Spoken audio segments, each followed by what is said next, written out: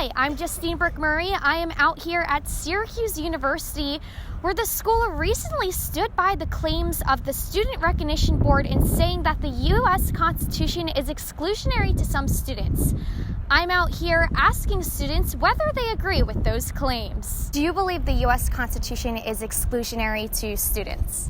I think it's exclusionary, not just to students, to people all across the United States, and students is a part of that population, so yeah. I think that there's definitely elements of the Constitution that are exclusionary to some students. It depends on exactly what you're looking at, though. I think it could be read as that. I personally I'm not up to date with my current reading of the U.S. Constitution, but I can see how the university could maybe take that view of it. I'm going to be honest, I don't know the Constitution well enough to answer that question.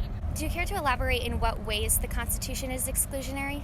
Well, it was founded on principles that did not support the rights of black people, for example. So, I mean, that's like the primary one. The Constitution, when they made it, they were only considering white people, white men, not even white women. It was just white men, and then eventually it was white women and then black people. But when the Constitution was originally created and founded and all those things, it didn't consider black people. So the Constitution has been amended to include everybody. Do you still think it's exclusionary now? Yeah, because although it's been amended, so-called amended, there are still like lots of laws in place that still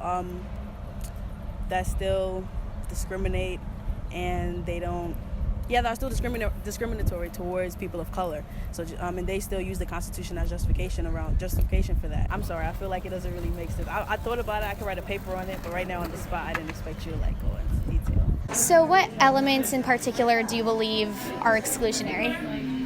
I mean, just like freedom of speech. I know in like most schools, it's very hard to have like complete freedom of speech, especially when you have to like think about like your professional reputation and things like that.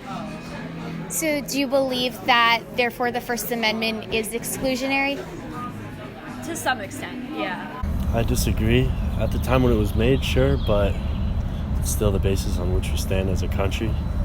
I feel that they might not be able to agree with it, but they certainly shouldn't be able to restrict any clubs from stating that in their mission statement. To say that the Constitution excludes certain people or certain race, it's sort of absurd in a way. Looking at the Constitution as the only reason why Syracuse won't accept that club or a group of people is kind of a cop-out. I don't think that they're exclusionary, but I could see how people could interpret it like that. I don't believe that it's exclusionary now.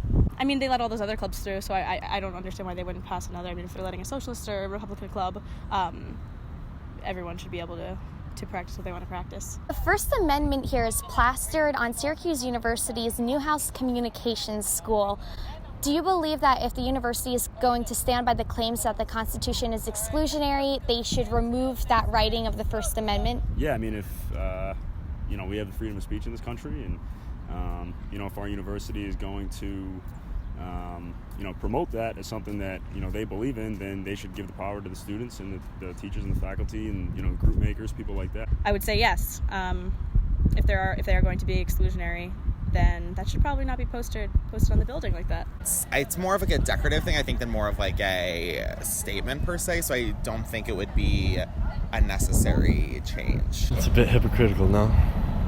It seems a bit odd that they do that, and then they exclude other parts of the Constitution. Definitely if they claim it's exclusionary, then like, yeah, maybe. Or like don't put it like on the outside on a plaque, maybe like, I don't know, make it a little more discreet, at least if you're going to do that, I guess. I don't know. If they're not going to hear out every voice, then, why promote the same? Or maybe trying to fit us into a mold. So what do you think that mold is that Syracuse University is trying to shape us into? I do believe that this campus is very liberal. I think that a lot of the things they do and a lot of the programs they hold, just throughout the year, the clubs that they allow, reinforce those views. I'm Cabot Phillips with Campus Reform. Thanks so much for watching. If you want to donate to help us make more videos just like that, you can click right here. And if you want to be the first person to see all of our new content, click the subscribe button right here.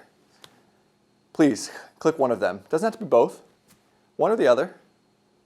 Okay, thanks.